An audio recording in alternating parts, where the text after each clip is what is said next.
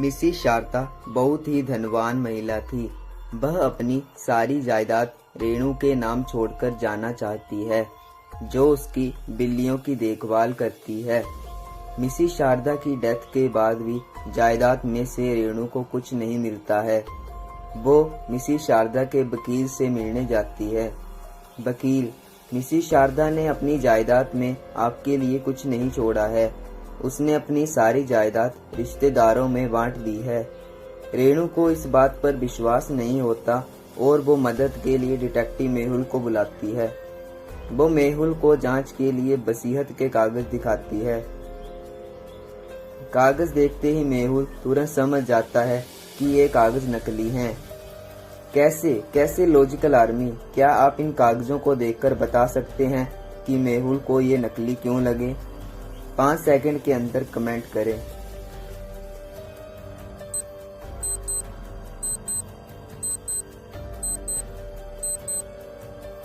क्योंकि अगर आप पहले 2 पेज पर नजर डालोगे तो पता चलेगा कि सीरियल नंबर पेज की बाईं तरफ लिखे हैं और तीसरे पेज में नंबर पेज के बीच में लिखे हैं।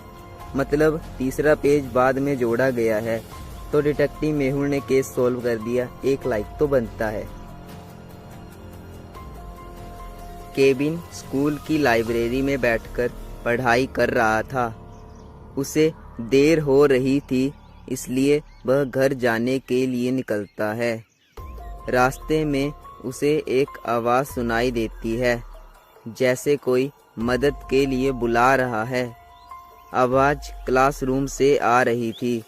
केविन जाकर क्लासरूम का डोर खोलता है तो उसे अंदर रेयान दिखाई देता है, जो क्लासरूम में बंद था। केविन, तुम्हें यहाँ किसने बंद किया? रेयान, मुझे नहीं पता। मैं तो खाने के लिए कैफ़े गया था, परंतु कैफ़े बंद हो चुका था। तभी किसी ने मेरे चेहरे पर बैग डाला और मुझे क्लासरूम में बंद कर दिया।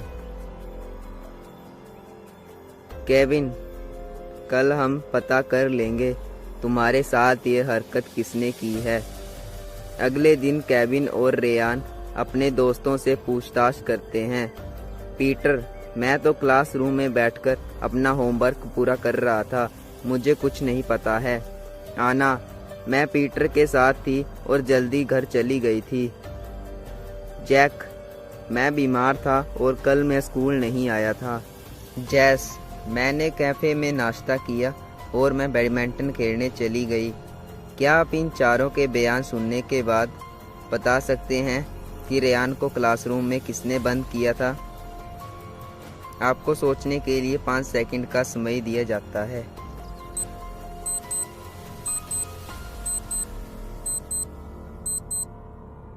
जैस ने रेयान को कैफ़े में बंद किया था क्योंकि उसने कहा था कि नाश्ता करने के बाद वह बैडमिंटन खेलने गई थी, परंतु कैफ़े तो बंद हो चुका था।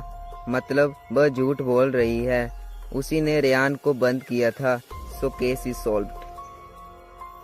डैब सोकर उठता है तो उसे पता चलता है कि किसी ने उसे कमरे में बंद कर दिया है। तभी उसे आवाज़ सुनाई देती है, मैंने तुम्हें इस कमरे में बंद कर दिया है। तुम्हारे नज़दीक एक बम रखा है जो कि 5 मिनट में ब्लास्ट हो जाएगा। तुम्हारे सामने 3 दरवाजे हैं। सही दरवाजे का चुनाव तुम्हारी ज़िंदगी बचा लेगा।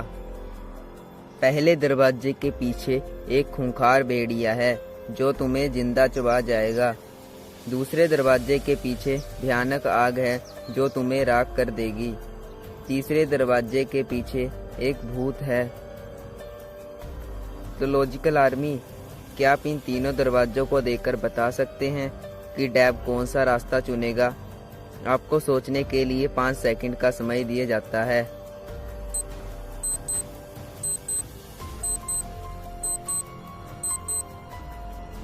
डैब पहला दरवाज़ा चुनेगा क्योंकि वह पहला दरवाज़ा खोलेगा, उसमें अंदर बम फेंक देगा। 5 मिनट में बम फट जाएगा और भेड़िया मर जाएगा। उसके बाद डैब उस दरवाजे से बाहर निकल जाएगा।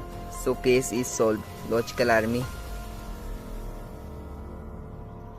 एक मानसिक रोगी मेहुल का अपहरण कर लेता है।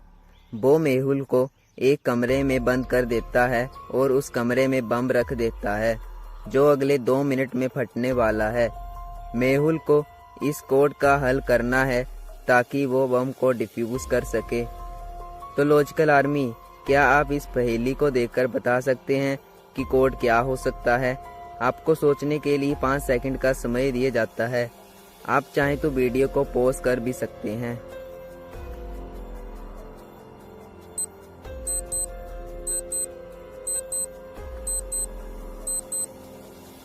और सही उत्तर है 48। क्या आपने इसका सही उत्तर दिया? तो आप भी मेहुल की तरह ही एक डिटेक्टिव हैं। पेट्रोल पंप पर टोनी की कार शुरू नहीं हो रही थी। टोनी लिफ्ट लेने की कोशिश करने लगा। तभी उसे 3 व्यक्ति अपनी कार सहित उसे अपनी ओर आते दिखाई देने लगे। क्या आप इन तीनों को देखकर बता सकते हैं कि उसमें से कौन सेफ है, ए, बी या सी? आपको सोचने के लिए 5 सेकंड का समय दिया जाता है।